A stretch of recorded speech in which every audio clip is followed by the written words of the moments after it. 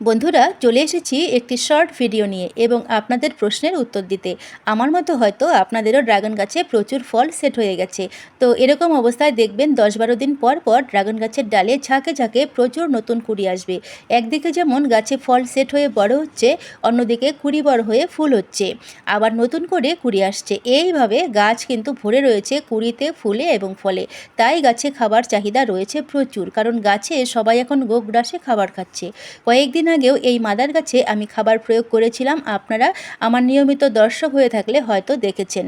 তো একটি বিষয় মনে রাখবেন, ড্রাগন গাছে যেহেতু একই জায়গা থেকে অর্থাৎ কাটার অংশগুলো ফেটে কলি আসে অথবা ব্রাঞ্চ আসে, তাই ব্রাঞ্চ আসলে কলি আসবে না, আবার কলি আসলে ব্রাঞ্চ আসবে না।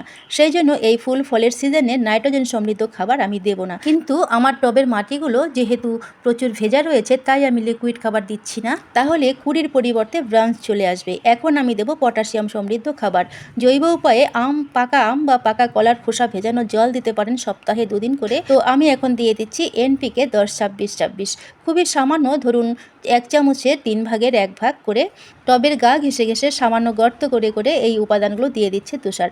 আপনারা গাছের গোড়া থেকে 4 থেকে 5 ইঞ্চি দূরত্বে এই উপাদানগুলো ছড়িয়ে দেবেন, তার উপরে আবারও সামান্য মাটি দিয়ে ঢেকে দেবেন। কিন্তু আমার টবে যেহেতু আর মাটি দেবার কোনো জায়গা নেই এবং প্রচুর নতুন শেকড় বেরোচ্ছে, সেই জন্য খুঁচিয়ে খুঁচিয়ে মাটি আলগা করা যাচ্ছে না, তাহলে শেকড়গুলো ছিঁড়ে যেতে পারে। তাই এইভাবে খাবারটা দিয়ে দিচ্ছে। আর টবের মাটিগুলো দেখুন ভেজা রয়েছে, তাই এখন আর জল দিতে হবে না।